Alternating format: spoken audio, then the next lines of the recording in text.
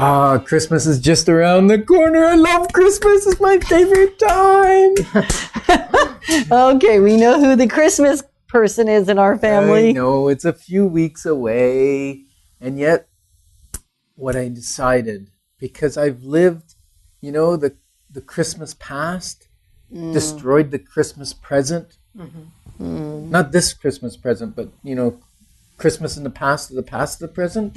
You know what I mean? What I mean is, sometimes I've overspent at Christmas, and then I've paid for it for the entire year, and it might even mess up that future Christmas because I spent too much. Have you ever found that? I've done that. You've done that? Yeah. I've done that. It's not good. And so today you're going to join us on the inside track, and we're going to talk about how to have the best Christmas and not pay for it in 2019. Yeah. Yeah. Does that mean you're going to give me money? It means you're going to spend less. Oh, spend less. Or spend wisely. Yes. So I'm Ken Dekker. And I'm Yetta Dekker. And I'm Candace St. Louis Dekker. And we've had the honor of serving for over 29 years and helping over 2,380 families increase their financial wealth and get peace of mind by being in the right home for them. And hey, it only took us 30 years to do that. That's pretty cool. So what Ken's really saying is, although it sounds like we've got it all together, well, sometimes it sounds like we got it all together, we don't always have it all together, and yet it used to be a whole lot bleaker than it is today. So the reason we can talk about this, how to not overspend, is because we've been there. We had trouble financially. I mean, we almost had to declare bankruptcy. Almost? Yeah, it was so close. We consolidated. It was close, all right. Consolidated 3 times. Yeah, so that's not really great level financial. That was many years ago in my childhood.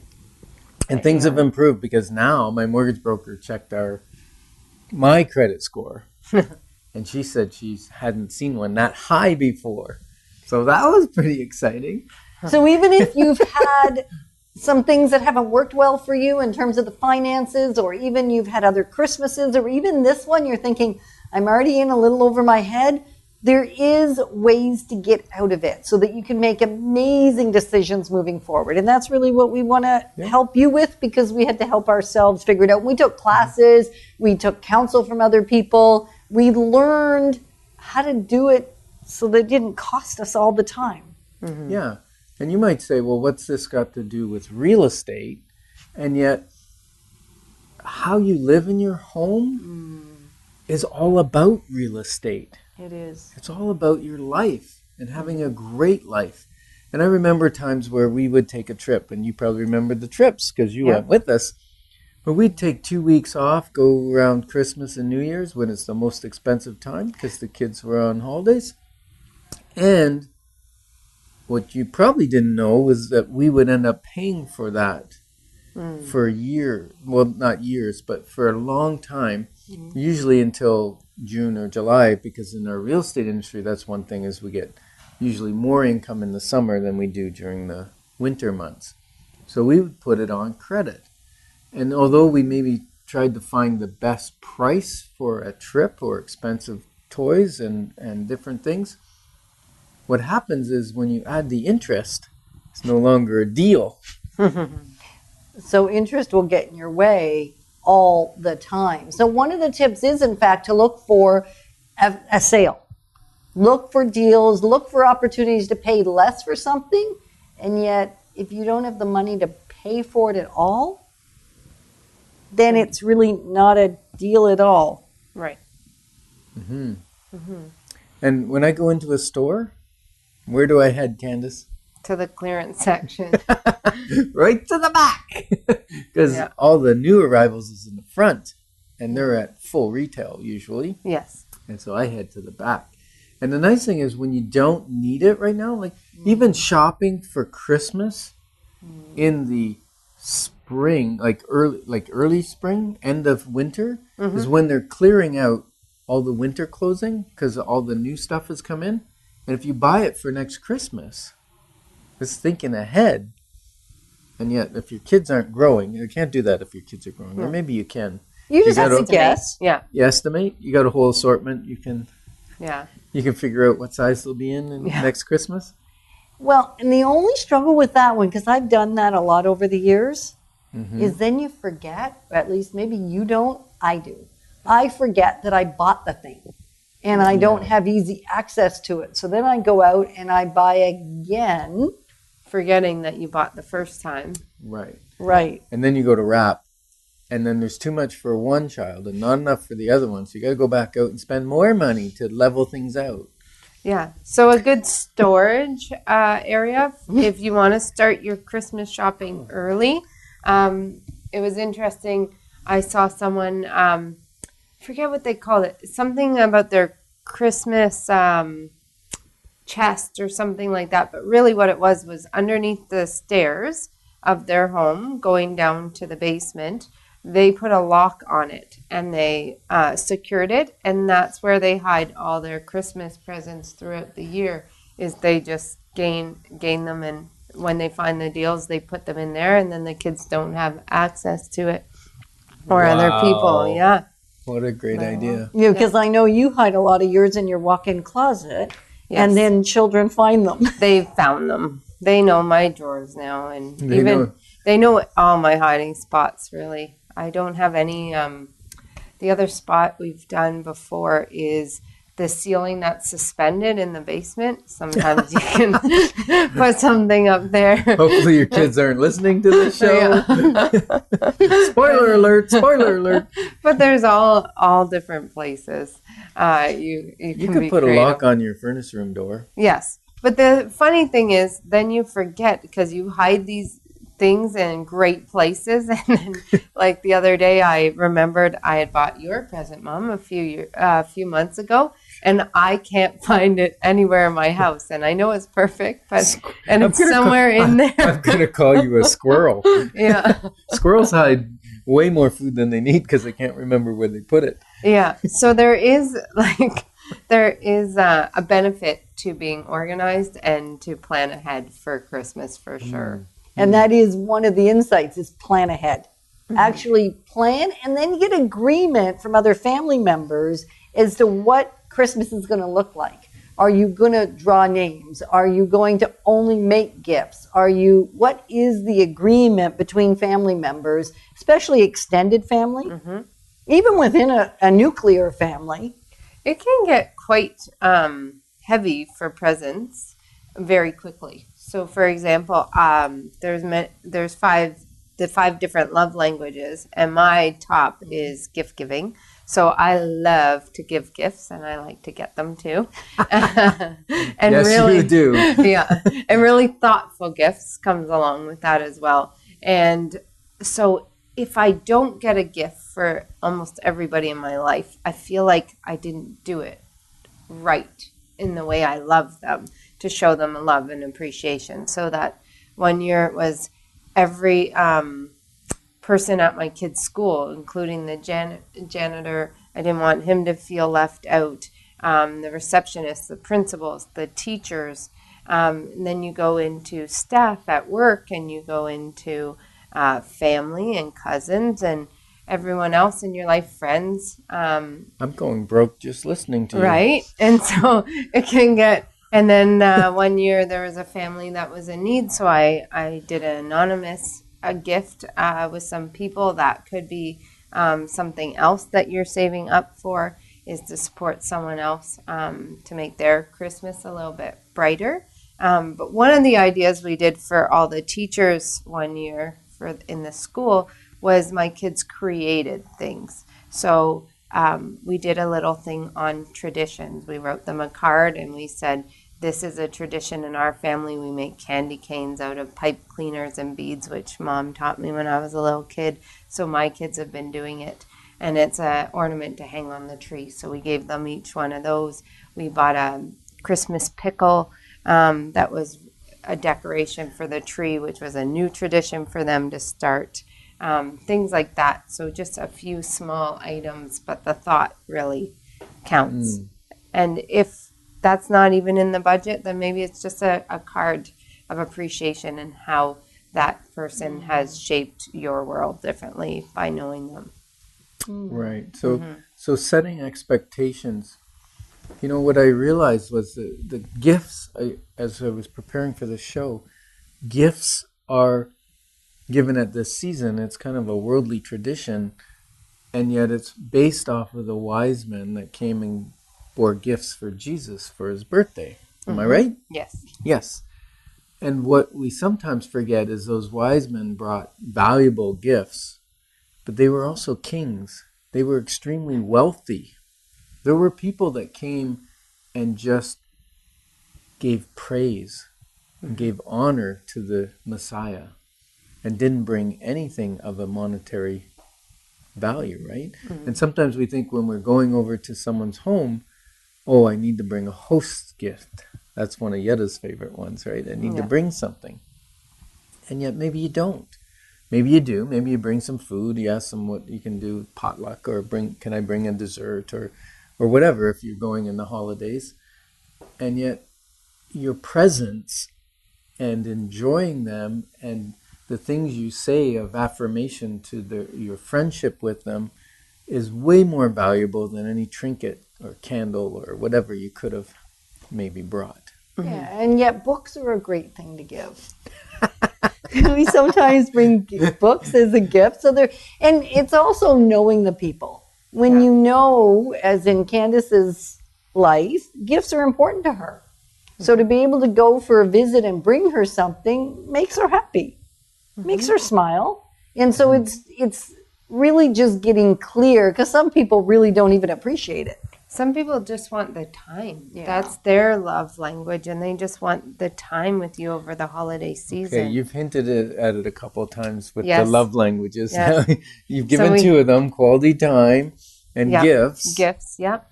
What else is there? Acts of service. Acts of service. So coupons for acts of service can be an amazing gift at Christmas time. Like a massage or clean the house or clean your room or make dinner coupon or something babysit like the children or those are awesome. Yep. or take your parents out for a date.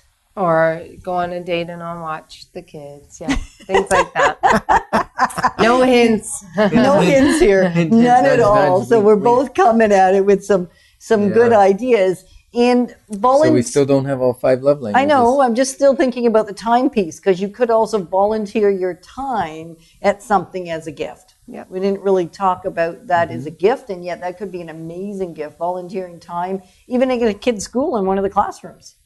That would be an amazing Christmas gift, or gift any time of the year for that matter. And then we have words of affirmation, which Candace did suggest. She said writing notes or a card or a letter to encourage somebody. And then the last one is touch. It's my favorite. It's Ken's favorite. So just giving somebody a hug. I mean, they do say if you don't have 7 hugs a day, you're going to be a little weird. So rather than being a little weird, a little bit sadder, get some hugs. So just touch. Even a massage. I am shocked at how often, if I just come up beside somebody's chair when they're working, if I touch their back and then just start a little bit massage, you'll know in seconds whether there's somebody that likes touch or not, because the one that doesn't recoils at the touch, and the one that does starts drooling and swooning into the touch of the massage. So that's another, using actually the knowledge of those love languages to give gifts accordingly, because if you heard the list, a lot of them don't cost anything.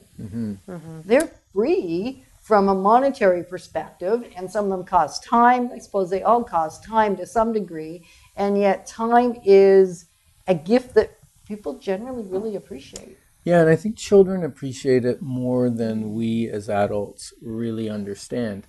And so working with them, creating a gift for your spouse from the children, they whether it be decorations for the tree or a painting or a piece of art, a picture.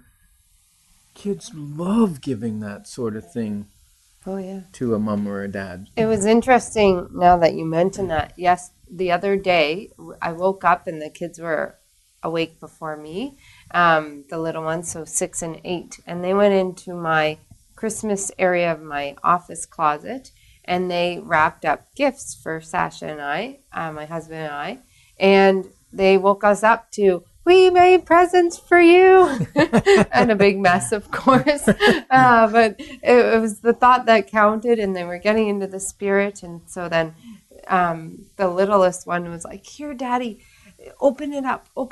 And he goes, well, I got to wait for Christmas. And she goes, no, it's something I forgot to give you at Father's Day.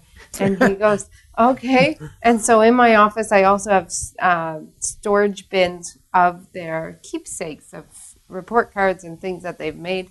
And so she found something that she made at Father's Day, which she forgot she gave him, which she already did, but it was kind of funny. So she wrapped it up thinking he's never seen it before. And it was like a picture of her face and this card saying, what did she say? What she likes about him. He's 60 years old, which he's really not. He's almost double his age. And that he's as big as a tree. All these funny things. So we had a great laugh in the morning. And that was just her like getting so excited to give him a gift, Yeah, another great idea is to support the less fortunate. Yeah. Whether it's go volunteer at the shelter, or preparing meals, or give money to that. I remember we went to a Christian concert once, and we decided as a family we would sponsor one of the children, and that one was with World Vision, and there's Compassion. They're both great. And there's lots of others. There's other You Feed ones. Them. There's so many amazing places to be able to contribute to other people's lives. Yeah, the funny part of the story was we got a card with the picture of our child that we were sponsoring. And we got home, and our son, Ryan, I don't remember how old he was. He wasn't super old, maybe 5 or 6 or something. He was probably around 10. Was he 10? Or 9, yeah. He said, when do we get our child? He was ready for his new brother to come live with us. Yeah, we bought them, and he was coming. And so that's really cute. The other thing that is a gift that keeps on giving is sometimes you get the catalogs from Compassion or World Vision or Samaritan's Purse, where you can buy chicks or a goat or something, right? And thinking little yellow chicks. What's that? Little yellow chicks, yeah. What were you thinking? I just think it's a word that means so many things. Okay. And even Dan, the gentleman that I call Dan the cameraman, is hardly able to keep it together, which meant as soon as I saw that he lost it, I lost it. Okay. So, yes, not women. Yeah, the gift that keeps on giving. And at first, I think family members struggle if they've got materialism, and you give them a coupon that said, on behalf of you, I purchased some farm animals, some piglets or whatever for this family. It can sometimes be. Would you stop? I'm going to stop looking at her. She's cracking up here in the studio. It could be great. You're ruining a very touching moment. We're going to change gears. We're going to change gears. Yeah, let's pay cash. Pay cash for your gifts. Okay, so different thing you can do, a suggestion. Advent is pretty big. Oh, right? Advent, yeah. So that's before Christmas even begins. It started December a week ago. 1st, yeah.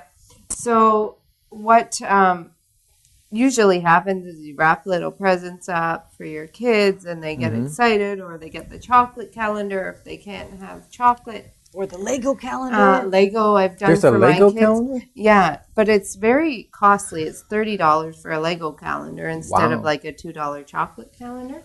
That's a difference. Yeah, and then last year I went a little nuts and I bought a Lego calendar for one. I bought a Num Nums figurine calendar for another because they can't have sugar. So I was trying to be creative. But in previous years, what I also have done is we did a reverse calendar. And so we got a knapsack that we no longer needed. And we decided each day before Christmas in December, we would grab something out of the cupboard that we could give to someone homeless. So whether it's a can of soup, whether it's an extra toothbrush in the cupboard, whether it's an extra soap, like these are just things we generally have stockpiled in our houses. Wow. That we may not That's need. a super awesome idea. What did you do with it? Then we dropped it off to a homeless shelter. Wow. Yeah. Okay. And Dan was telling us actually before the show that there's actually Buy Nothing groups on Facebook, and you can find one in your community. And if you don't, start one. And what it is really, it's like a swap, or just things you don't have use for anymore. You don't want to throw them out. You don't want to sell them. You just want to give them to a good home where someone could use it. And it's also a place where you can ask for what you need. And it's a great way to engage the community and get to meet your neighbors. And there are quite a few, there are quite a few different websites that are groups in Facebook that do different versions of that. Some there's a nominal cost. Sometimes they're just giveaway sites. Sometimes they're give or sell sites. And they're usually geographic, and you can typically only belong to one of each type in your area. Because the idea is that everybody gets to participate, not just a few. And then the other great thing is, I know at the church that we've been attending since 1991, we also have a clothing exchange a couple of times a year. And at that clothing exchange, there's lots of different items, and sometimes they're still packaged. And even if they're not packaged, if they're gently used, take those, tuck them away, and then give them to the kids or even other family members at Christmas time. So there's a lot of really great things that get recycled because we have, unfortunately, become a consumeristic culture as a whole. And so there are things in most of our homes, even with the trend to minimalist lifestyle, that would still be the minority, not the majority. Right. So we mostly have stuff more than we need. And so being able to, I know it's kind of a harsh word, the re-gifting, and yet sometimes there's things that you really should re-gift. Yeah. You're not going to use them, you don't value them, and somebody else does. It's not about giving them something they don't wish for, it's providing something to somebody that will value it more than you do. And so just being aware of those kinds of things. And then the other thing that I'll often do is when I see something throughout the year, and I know you're good at this, Candace, when we talked about putting them in our closet, is actually just paying attention for having a list with me all year and then writing it down. That back to that planning piece, the reason we forget what we bought is because we didn't plan it or write it down. Right. So there have been many years where I just had a list with me. It was in the bottom of a little book. Other years I've kept it in my phone, and I could just go, got this, and I'm looking for this, this, and this. And so when I find it, whether on a free website or Facebook group, or whether in a store, inexpensively, I can have it ready. Yeah, and the next one's my favorite. Okay. So if you're listening and you were wondering, what should I get Ken Dekker for Christmas? I like baked goodies. Yes, you do. So, there's nothing like getting some homemade peanut brittle or some fudge or some cookies, Christmas cookies. Hey, Candace? Wink, wink, nudge, nudge. Yeah. Yeah, if you had Ken Dekker on your list. That kind of stuff is always a favorite around my home. Yeah. And some people, like I had a conversation with my grandparents the other day, and they were very specific. Do not buy us anything. We don't want anything. Don't waste your money. We don't need anything. So some years what I do, because I still want to pour my love on them, is they value like kids' artwork. They value spending time with us. So one year we took them out to a seafood restaurant, and just my husband and I, and we got to spend just the time with the four of us together, which doesn't happen often. Sometimes, like one year, I thought of the idea of taking my parents and my brother and his wife and my husband out to one of those escape rooms. So in an adventure with that person instead of stuff. Yeah, that was a lot of fun. Yeah. Experiences are a lot of fun. Experiences And it are a actually great drew us idea. together because we had to work together. Mm-hmm. And I remember still getting you stuck in the bars of the jail because we tried to force you through the bars. We didn't get She the was stuck clues, in the so middle. they tried to bypass and Because you're squeeze little me. enough. Yeah, Yeah. she was the smallest, so she fit, but that was apparently the right way to do it. Now, We I thought like we were clever. vacations. And vacations are very expensive. And if you're planning on going on a vacation anyways, why not write about the vacation, put it in the Christmas card to your kids if you're going as a family, and then maybe slip a little bit of money in and say, this is your vacation spending money, because you're probably going to spend money on vacation on them anyways. And this would have been a great resource for us because we gave you a certain amount of money and we said, you can buy whatever you want, but that's the limit of your money. And so some of, you would sometimes spend it on candy or whatever. Yep. And your brother would save it and come back and buy Lego when he got home. Yeah. But it was their money to spend or not spend. And then they weren't always, can I buy this? Can I buy that? Can I buy this? We'd always say, yes. How much money do you have to pay for it? And if you didn't have enough, then you couldn't. Right. And I think the biggest lesson I learned was from the Grinch. Well, there is the Grinch. He is my favorite poet. And just before we get to him, two little things that I want to remember to share. And that is, when you're in the stores, they are trying to sell you stuff not only in the moment, so things are placed in nasty places. So never go to the Nasty store places, right like in the front of your checkout. face at the checkout. How dare they so put that never go candy at the shopping checkout. hungry. And in fact, there's a lot of extra spending at Christmas time because of conveniences. We want to have convenience because we're trying to spend more time getting these gifts and all of that. So just eat before you go out, pack a bag, plan. I mean, really what you said early on, Candace, plan, and then you will actually reduce your spending greatly. And then just be aware of all those coupons they give you too. I almost gave you one as a gift the other day, Candace, because when I was in the store, they said, come back in 3 weeks and we'll give you a discount. Oh, yes. Yep. And so they entice you to come back to spend again. Now, it's still in my purse. If you really want it, I'll give it to you. But maybe we should just throw it out because now I'm increasing her spending, whereas I'm saving my own. And the last tidbit I don't think we mentioned is pay cash. Oh, Bring cash in your pocket or in your purse, and then you make sure you do not overspend. Leave your credit card in the car. When it's gone, it's gone. Yeah. right. And the other piece of that, some people want the points on their credit card, and I fully get that. I'm one of those. So prepay your credit card to the amount that you're going to spend so that you know when that amount is gone, you are done shopping. So now in the favorite words of my favorite poet, then the Grinch thought of something he hadn't before. What if Christmas, he thought, doesn't come from a store? What if Christmas perhaps means more?